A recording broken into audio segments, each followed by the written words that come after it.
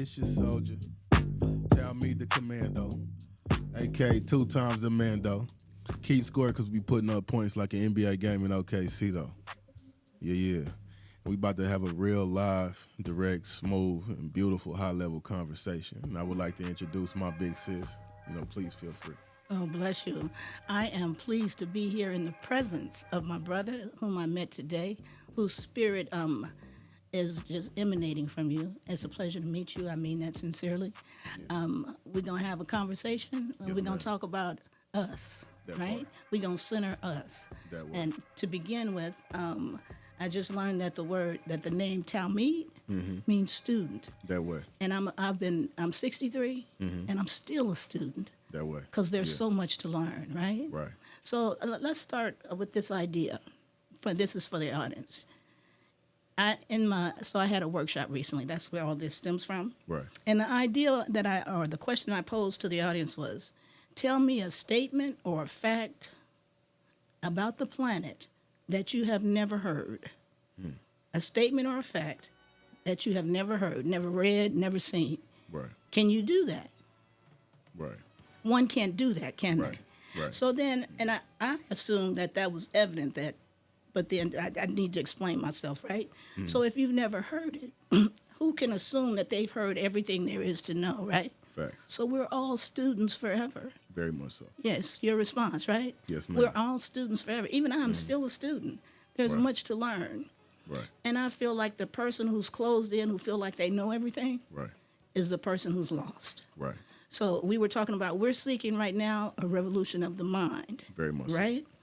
Yes, A ma'am. revolution of the mind throughout all our people. Why would you think that is necessary?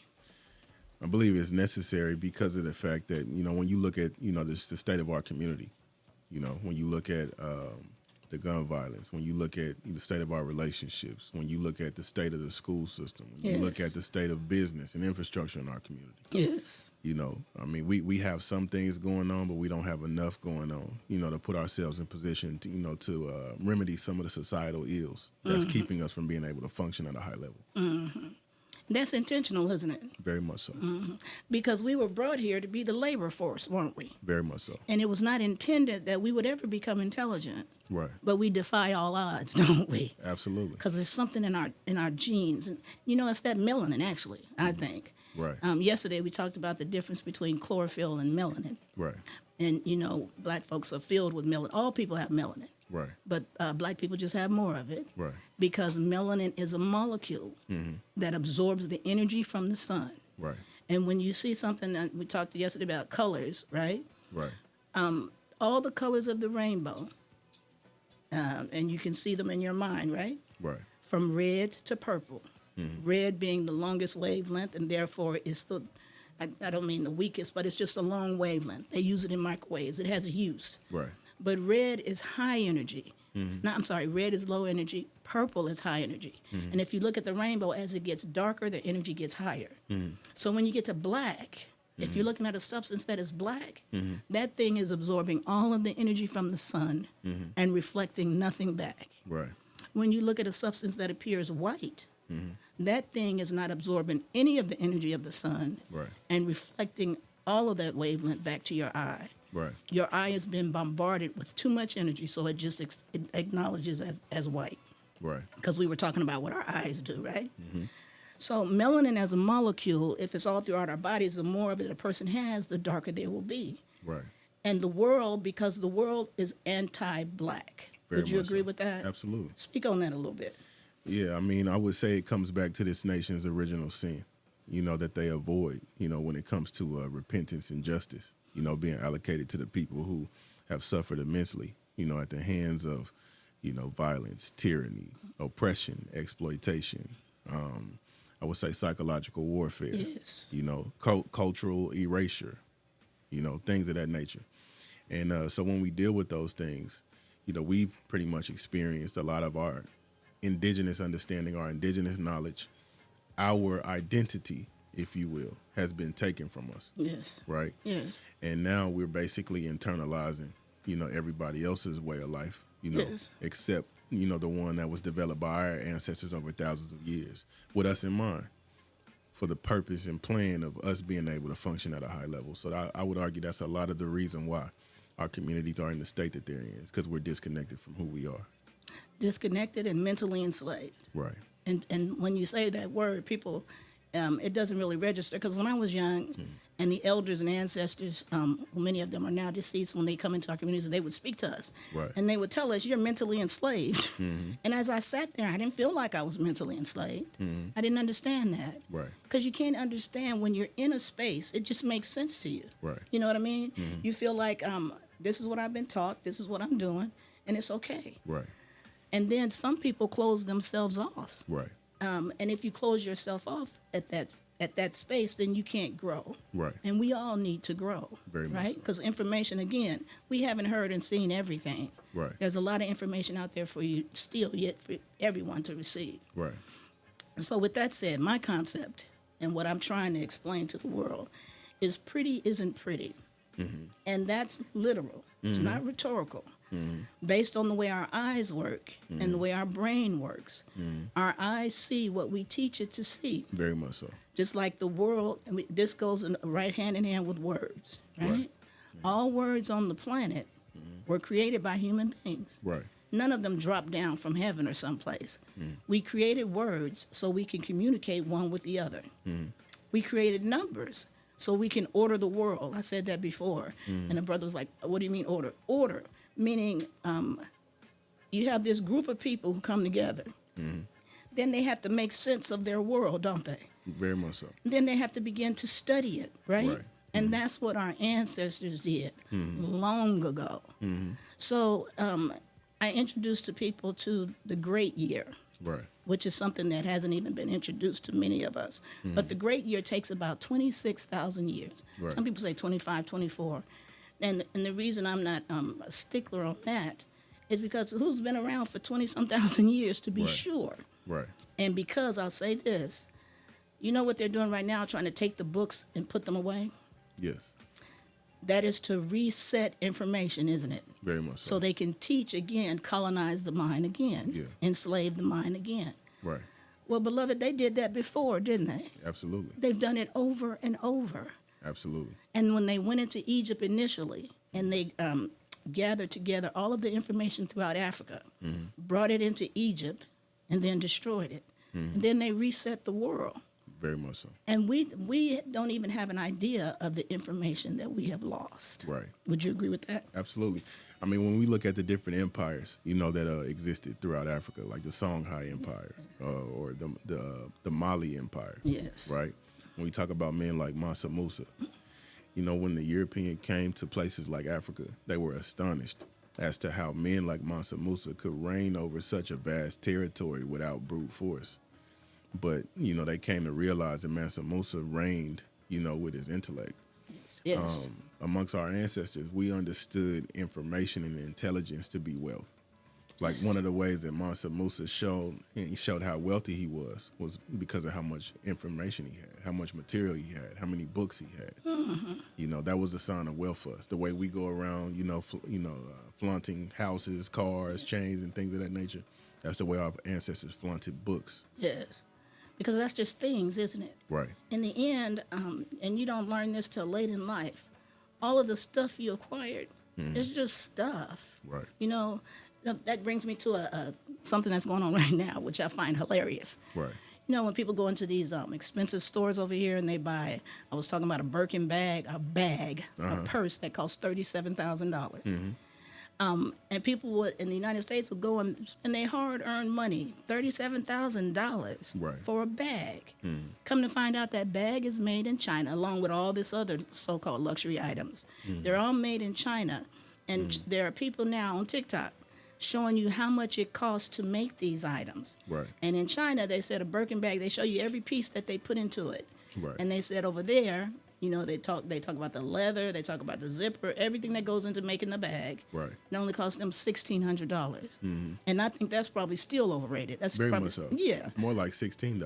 Yes. But they want to Chinese people want to make some money too. Right. But they're saying you can come to them and buy it for $1,600. Right. But what's amazing is that somebody would have the gall to bring that same bag over here and be willing to sell it Right. to somebody for $37,000. Right. See, that's a greed that I don't understand. Yeah.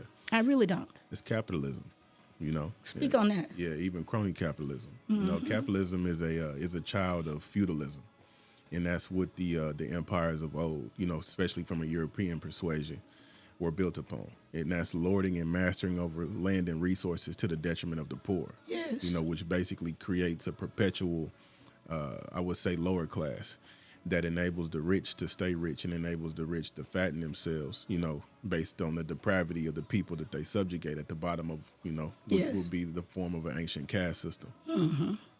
Same thing. And that's what they're trying to reinstill over here. Yes. It's how, yeah, I think it's always been that. Well, okay. Yeah, America was established and housed, you know, upon that caste system. Because, again, capitalism, you know, which is based on what? Capital. That's right. And when we talk about capital, we're talking about what's used to conduct business. And that's why, you know, there's such a focus on business and material things and things of that nature in this country, and not so much a focus on functional communities and functional relationships. There's a brother, Aiko Armo, on the continent who wrote that book, 2000 Seasons, I was talking to you about. Right. And he says, and this is another where my concept comes from of beauty. He says, there is no beauty Right. but in relationships. Uh-huh. How one thing relates to another. Very much so. How I sat down here with you today, and we just started conversing, and it was beautiful, right? Right. And not so, as a people, Right. I think as the world really needs to move from this. Right. Seeing people and classifying them as beautiful. And, people may have a hard time with that, but turn it around.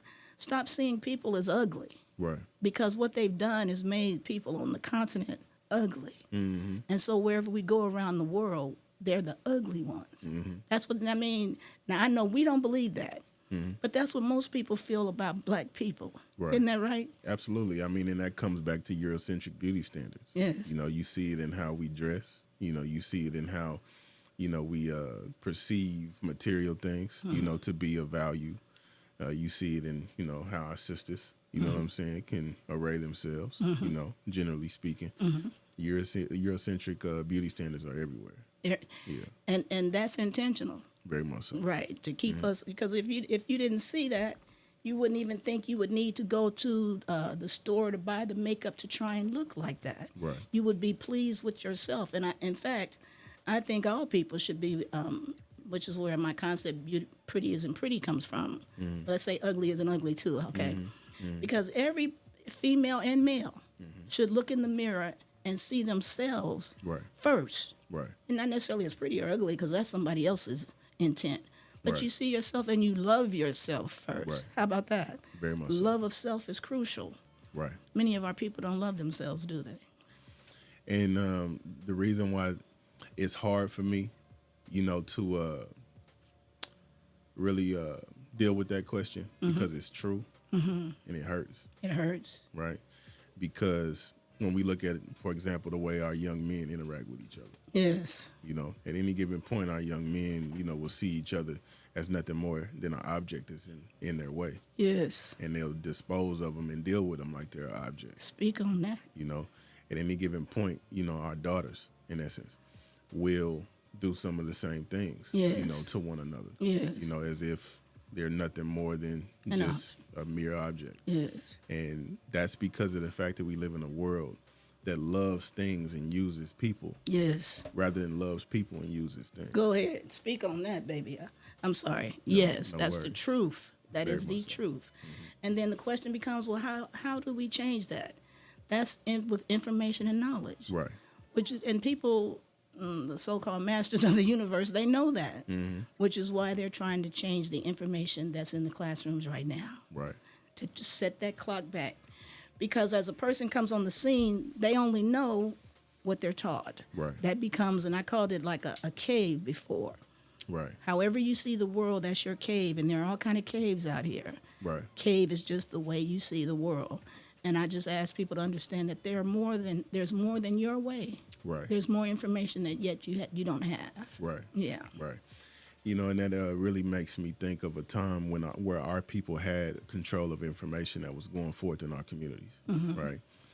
Like when I think about the Black Panthers and how much of I would say, an entity they were, how much of a force they were, and you can see it in how our men carried themselves. You can see how our brothers dressed. You can see how our brothers, treated and spoke with each other in a time where the Black Panthers, were very much so, in rotation. Yes. You seen in how our sisters dress. When Yes. we disseminate information, when we have control over the narrative in our communities, That's right. we look like us. That's We right. think like us. We speak like us, and we love us. Yes.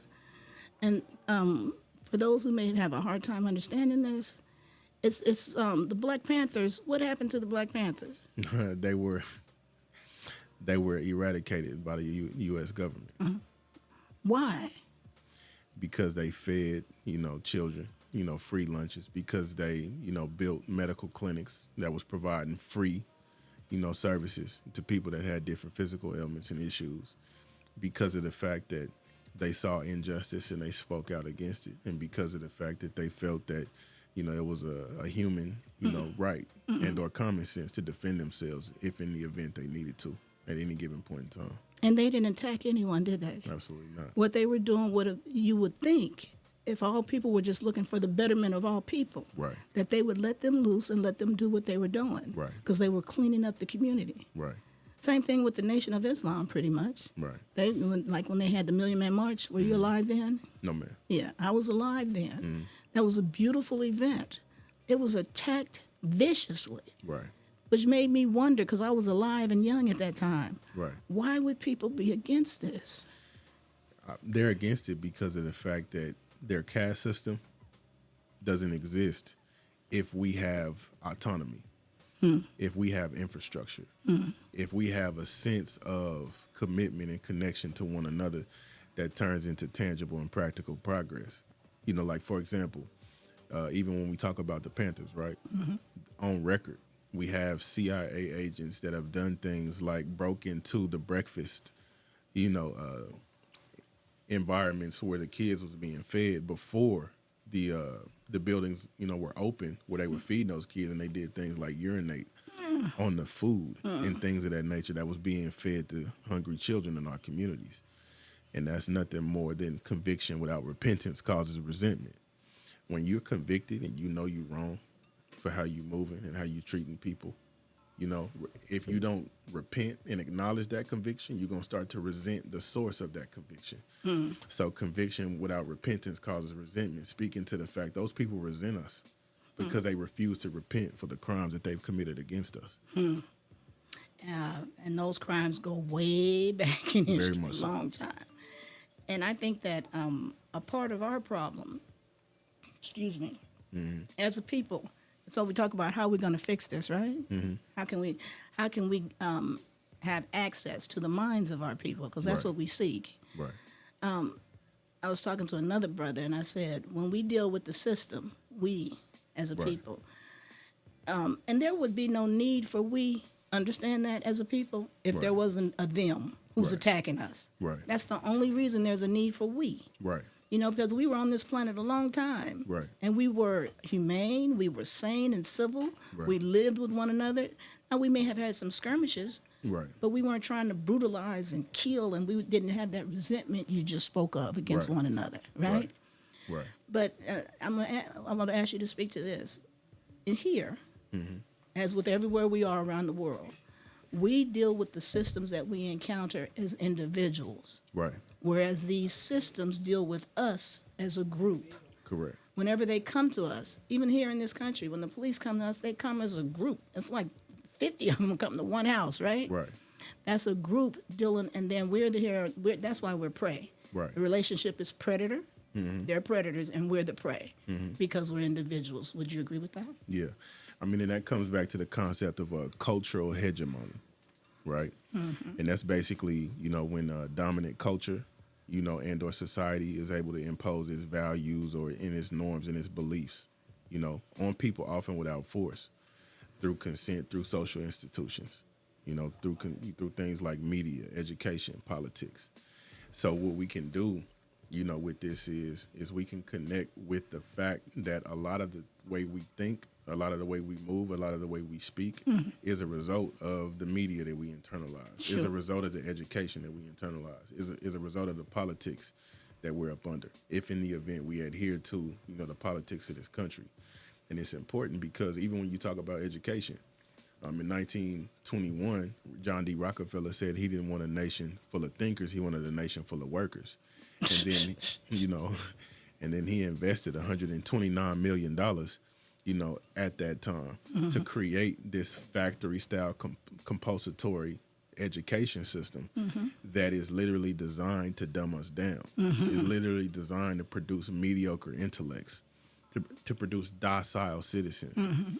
On record, the American school system is modeled after the Prussian school system, which is a province in where we know to be Germany today. And this school system was used to advance the Nazi movement. So this Prussian school system is literally designed to create compliant citizens and not analytical thinkers. How do we convince our people of that? I think the only thing that we can do is present the facts. Because anybody that's listening to us, like, one thing about me, I'm always about what's tangible and what's practical. I'm always about what's true. You can Google right now, is the American school system modeled after the Prussian school system? And Google is going to tell you exactly what I'm telling you. Even Google won't lie on that, huh? Very much so. And that's what I mean by even me at 63, you can learn something new every day, and I just learned something new. Thank you. No problem. So we're going to get ready to take a break. Yes, we've been going at it for a while. Give the people some time to let that kind of sit in, resonate in their spirit if you can. And we'll be back, I guess. Yes, ma'am. Yes, we'll Very be back. much so.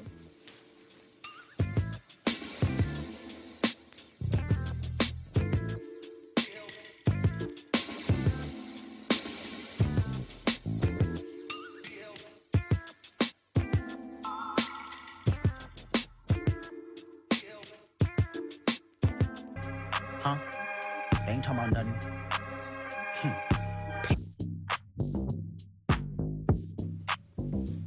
But we talking about something, right? Let's get back with it, huh? Yes, indeed. So I kind of wanted to start here. Why do we talk about the great year and time? Even like I said, I'm a science teacher.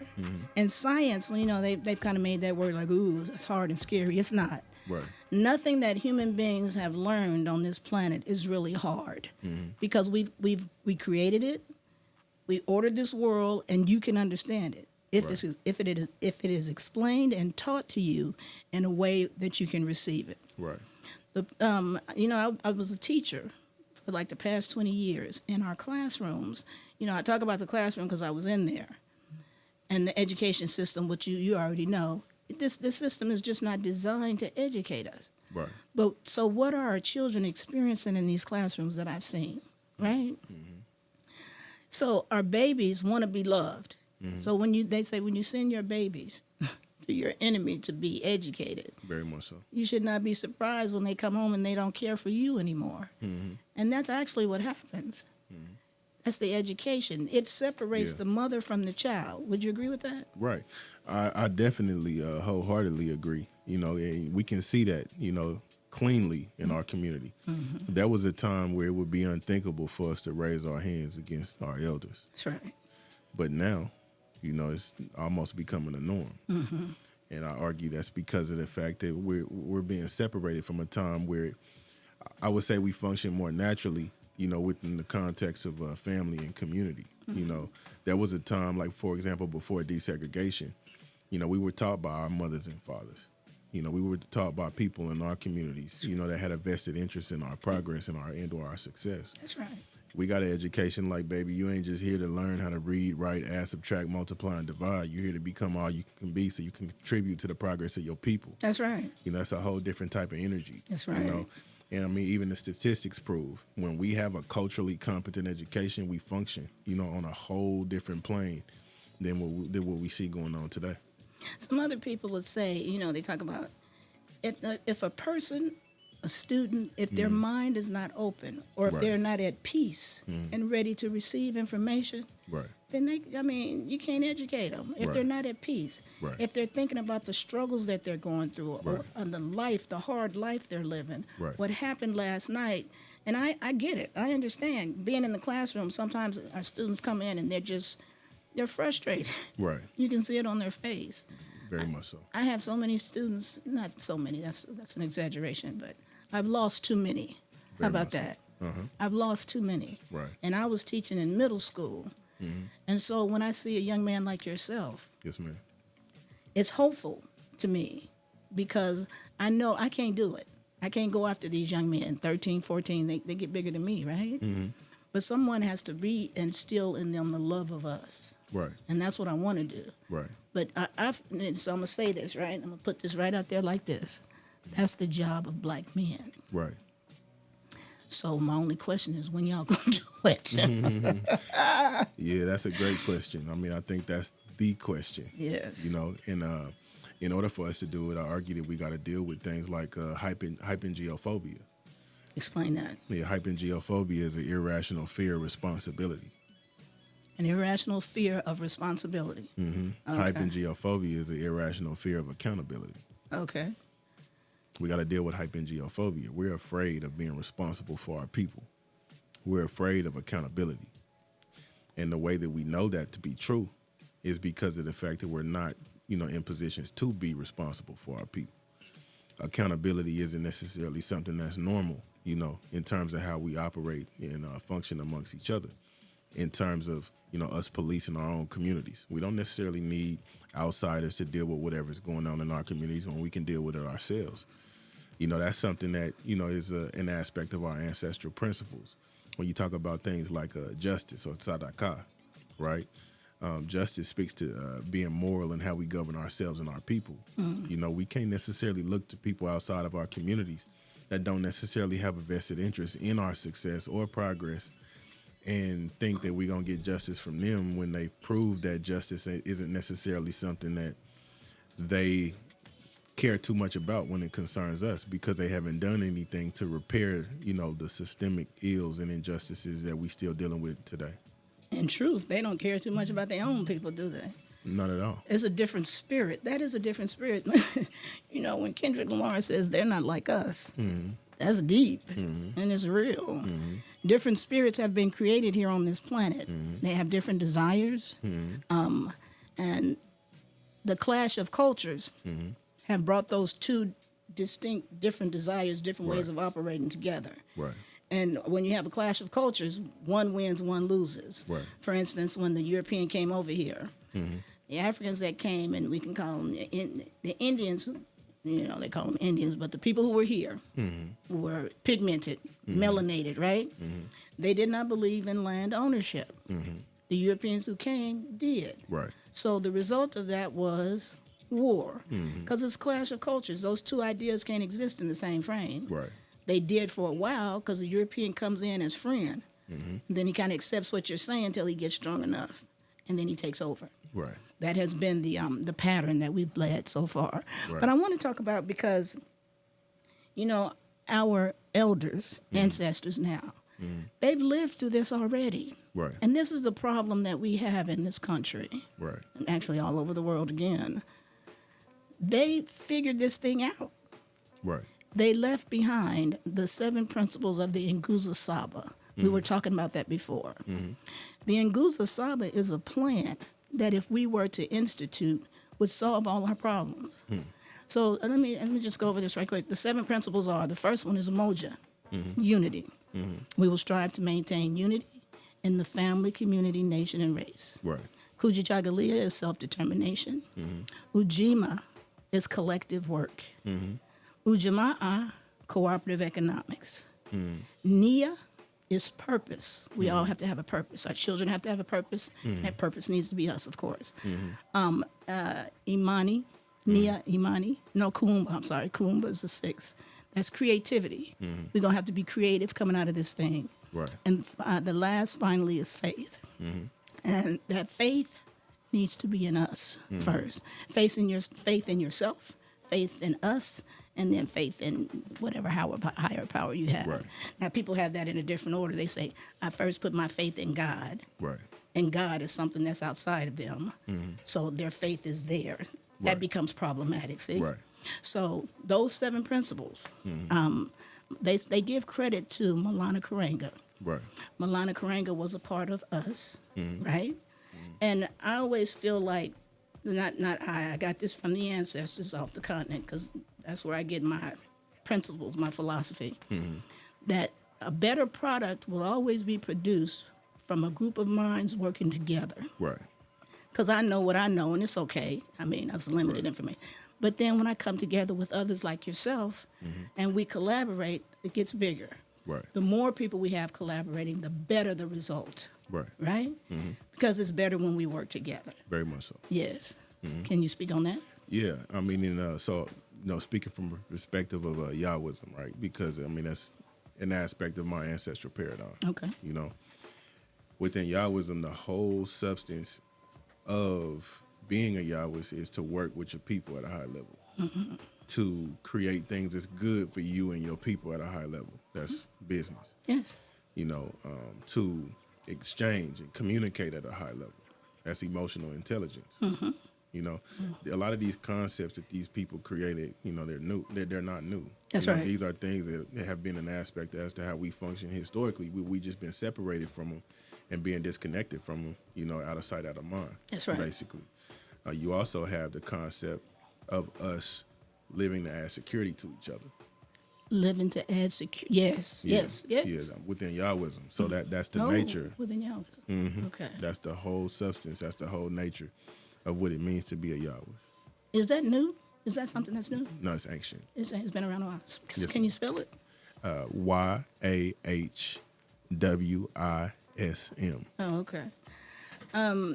So the 7 principles, right? Because that sounds positive. You know, okay, that sounds very positive. Because the problem with many religions is they isolate the people, don't they? Anything that opens us up to one another is a good thing, because that's where we need to be. And it's not saying that you have to go my way. You know, that's another religion that says you have to come in through this savior. That's control, though. Right. Yeah, the purpose of that is control. And you know that. I know you know that. But the point about the great year and why that is so relevant and important, and I kind of go back to that from time to time, is because our ancestors on the continent, and I don't separate them into groups. I just say on the continent, because, you know, they're all on there. And it's not, of course, it wasn't called Africa. That's another story. But they had beliefs that were just like what you just said, was all about the spirit of the human being. And all we got to do is get back to that. And just what you just said was powerful. It takes, because people come together in groups for the same reason that animals come together in groups. The reason that elephants travel in a herd, lions travel in a pack, because you'll always have in the community one who is a bully, and if the bully is big, then we have to live by whoever's bigger and stronger is in control. Right. But the bully can always be overcome by the group, can't they? Absolutely. So that's why we come together in groups, and then we instill order, and we say, these are the rules that we live by. Right. And if anybody breaks those rules, even if he's bigger, the group can suppress the bully. Nobody's bigger than the program. That's right. That's right. Exactly. So that's what we seek to create for us. Right. That's it. Right. It's just that simple. Right. Just tangible and practical realities. You know, like I said, I mean, there's no reason for us to be looking at anybody outside of our communities, you know, for anything concerning us dealing with issues in our communities. You know, we shouldn't be waiting on anybody else to be responsible for what we're responsible for. You know, our children are our children. You know, my sisters are my sisters. My brothers are my brothers. My mama is my mama. My pops is my pops. You know what I'm saying? I do. My people are my people. As you sit there and speak that, you know that there are people who disagree with you, though, right? And I understand that, you know, and I wouldn't necessarily be one that would be opposed, you know, to different views, you know, because at the end of the day, for me, it's all about truth. If I'm wrong, you know, show me, and I promise you, I'll acknowledge it. But if I'm saying something factual, that ain't got nothing to do with me. The facts are the facts all by themselves. And, you know, people disregard facts all the time, yes. So Yeah. I'm not saying I disagree with you, but there are people out there listening to us who disagree. Yeah. And that's because they're in a different cave. Very much. Right. They're a universal one. And it's hard. Many people think, all people are good Yeah.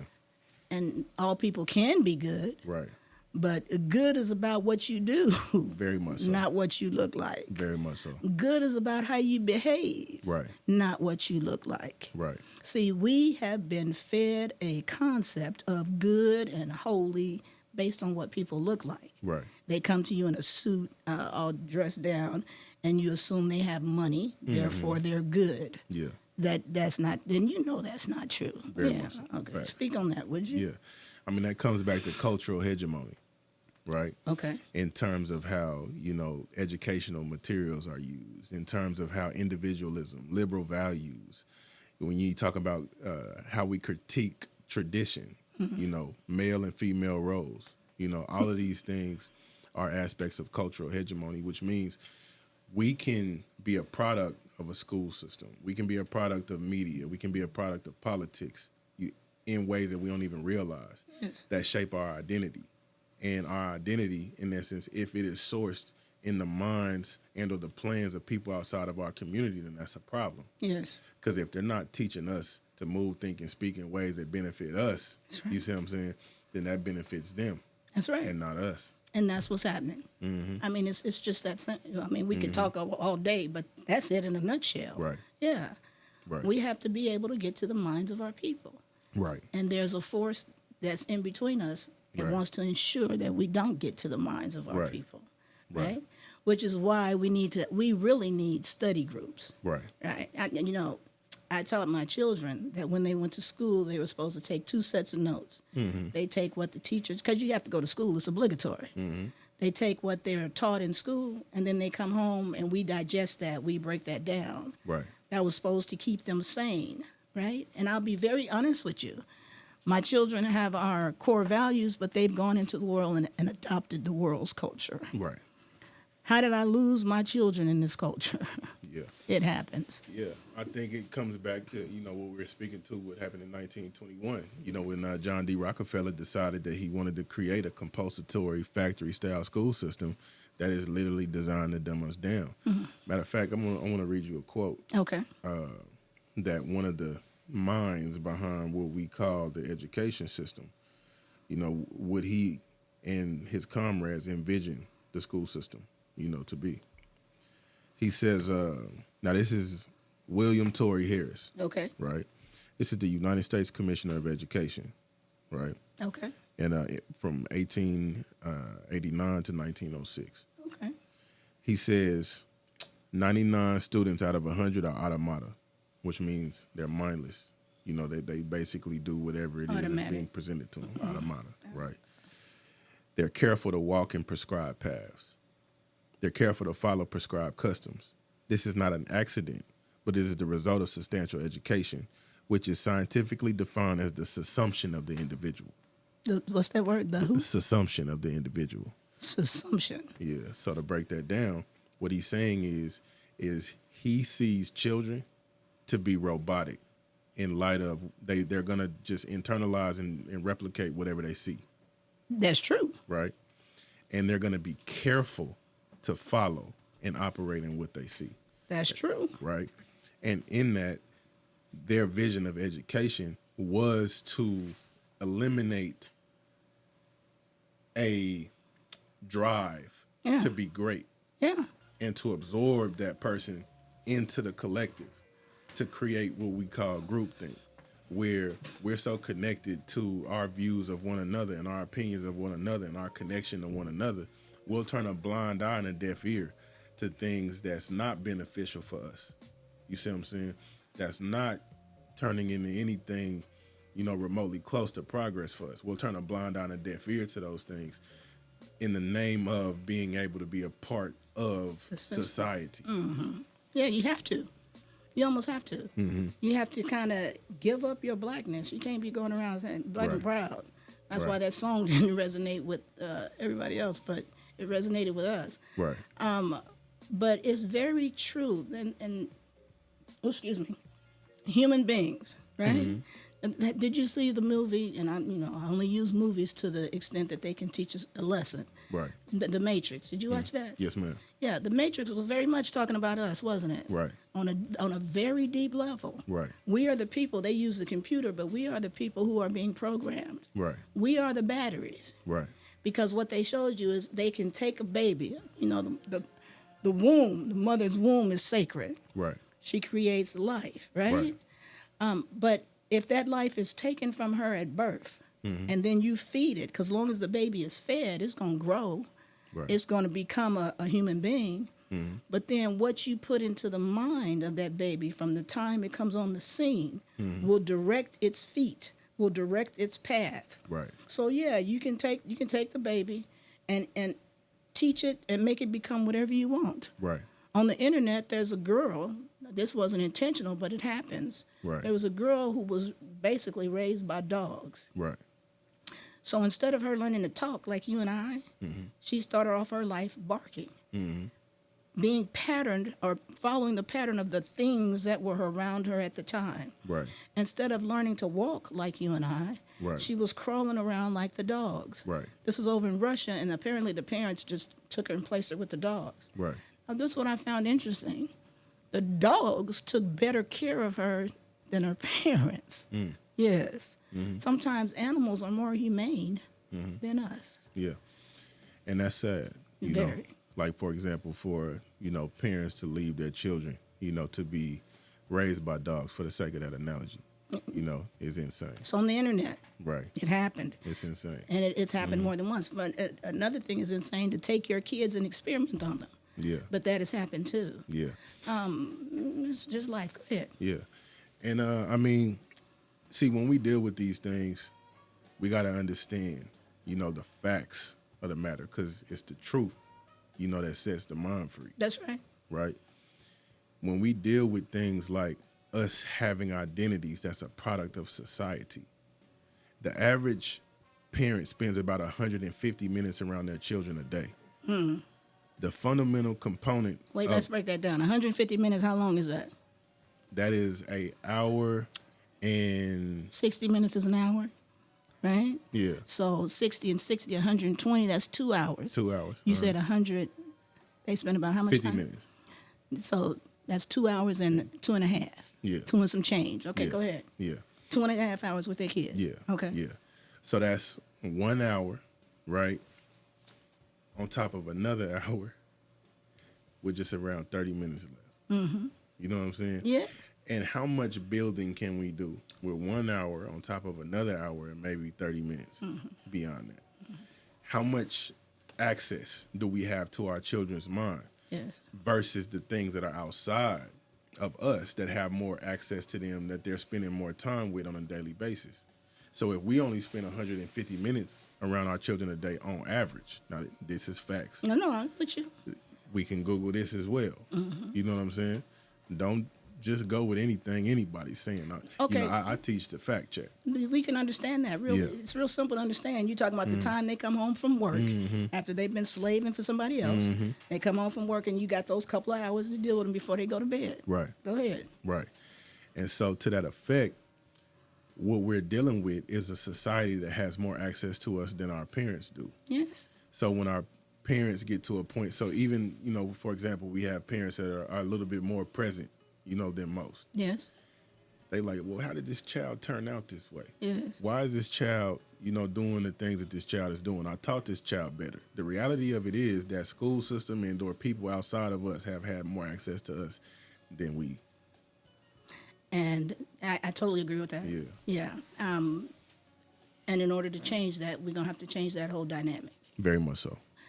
When we talk about culture, we have to create a culture. Right. That means when we're dealing with one another Right. on a daily basis, Right. and there is no outside input. Right. Because if we could control that, we can direct their feet. We Right. could direct their path. Right.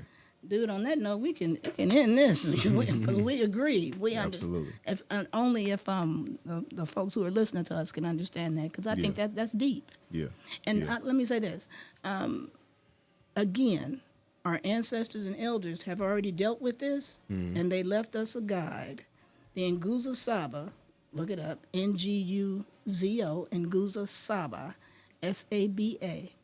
It's the 7 principles of Kwanzaa. And Kwanzaa, you heard of Kwanzaa, right? Is celebrated at the end of the year, right?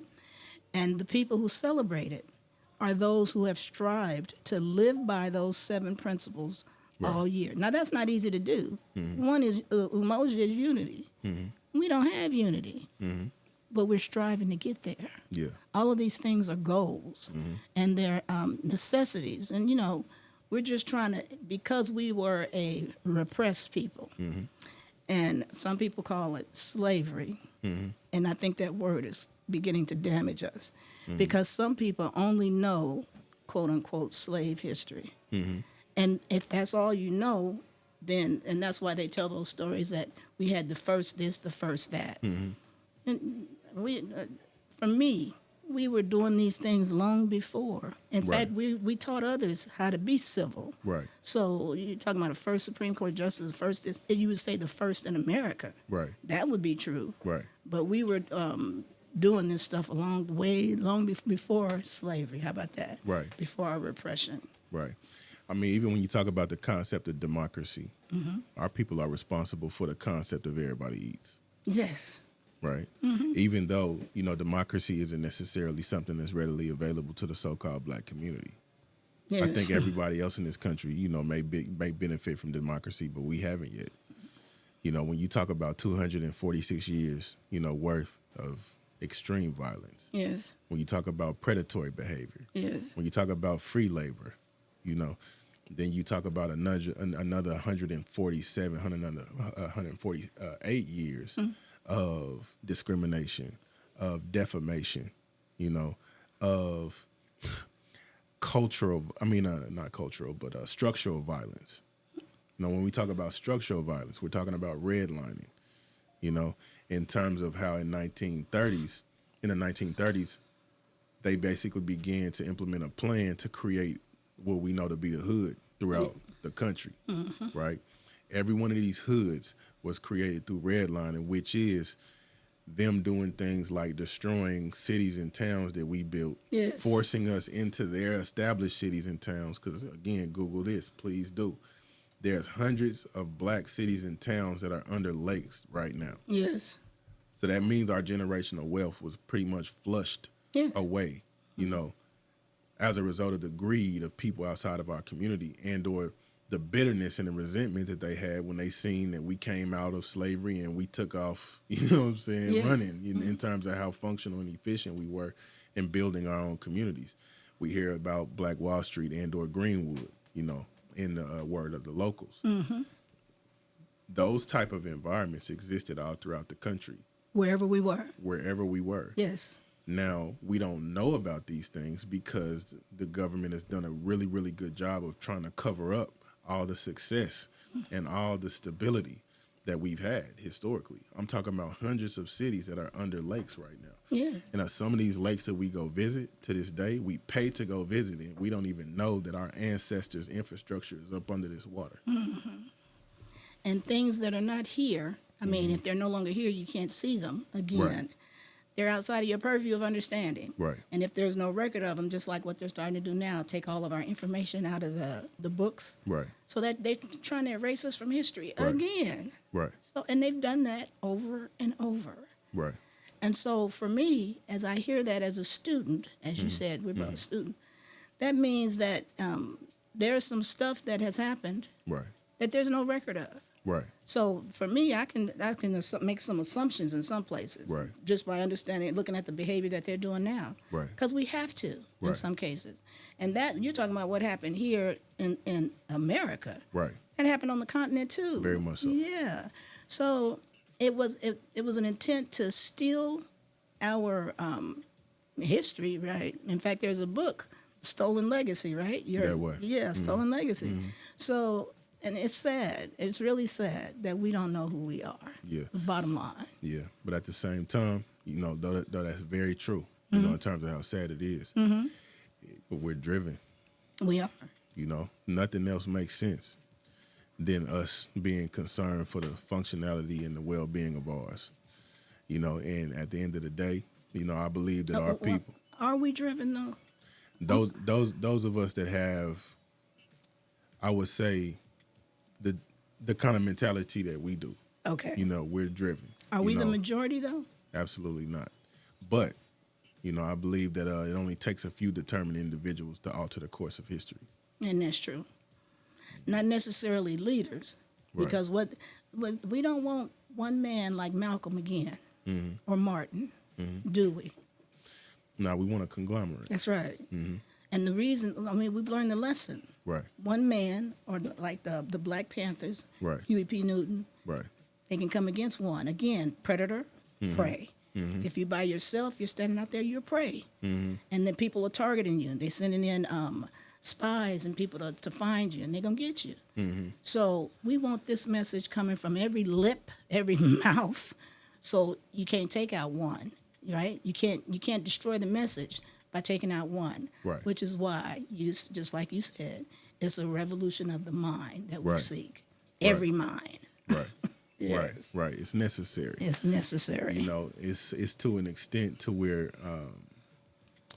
we gotta come like that. You know, we gotta have that kind of energy. That's you right. know? But at the same time, we gotta be disciplined. You know, it's not so much about trying to force anything on anybody, but at the same time, it's about, you know, truth. It's about facts. And in you know? fact, it's about love, isn't Right. it? It starts with love of self. Right. Because when you love yourself, you see the world different. Right. You move different in the world. Right. Like as I look at you, I can tell you move different in the world. Yes, ma'am. You're not for me, it's not about me trying to acquire all this stuff anymore. I've let that stuff go. Right. I don't go buy makeup and all that stuff. My money can be geared towards helping other brothers and sisters. You see what I'm saying? Right. Yeah. Right. You got to have the right perspective. We gotta take our identity back. It has been a pleasure for me to talk with you, and I want to say that live. Pleasure's all mine. Because I don't, not many people think like this, so you don't get to have deep, what you call it, high-level conversations. You don't get to have those often. Yes, ma'am. People want to talk to me about their nails, and nails are cool if that's what you're into, but the fingernail polish or stuff that, in my mind, it just don't register anymore. Right, Yeah. right. And that comes back to the neocortex. That's a part of the brain that's activated, by high levels of thinking. And the more that we activate, that part of our brain, the more cognizant we are, the more aware we are, the more sharp and intelligent and intuitive we are. And that comes with conversations like this. I wouldn't be here today if I didn't have an elder. Lloyd Daniels, shout out to him. He was a Black Panther that I came across when I was young. And he started to sow, seeds, on my brain. He wasn't just over the top with it, but it was just facts. And I seen that he was serious and he was about business. Yes. And that was a man that, I thank the Most High for. Yes. I thank the Most High for you, for all of you. And I thank the Most High for you out there in the listening audience, too. And I said something, I got to stay in my lane. I don't want nobody to be throwing rocks at me, ready to take me out, because I mean nothing negative. And my only point in talking about what we do as a people now, people do what they do, and we understand why. So I know all of our sisters like to get their nails done. Shout out to the nail shops. We need more of them to be in black hands, but that's another story. Love y'all. Don't take me the wrong way. Yeah. It's all in love. Yeah, Black Seed. So. Go ahead and close it out together again. Pretty isn't pretty. And give y'all social media and all that. Okay. So you go ahead. Go ahead. All right. So mine is Pretty Isn't Pretty, www.prettyisn'tpretty.com. If you go there, you can find me. It's a website. You can find me everywhere. I mean, you can find my email and everything. Contact me that way. www.prettyisn'tpretty.com. Yeah. And tap in with your soldier. Tell me the commando on my Instagram is T_2_Mando. We got a lot going on. We got a podcast that we're starting, that we're getting launched. I'm a musician. I rap, and I do it, the most I willing for the people, for the community, So you can tap in with me on my Instagram. And Black Seed, that's what I push. Black Seed is an acronym for Building Legacy and Cultural Knowledge by Sowing Elite and Engaged Discipline. So, yeah, we on that type of time. And we out.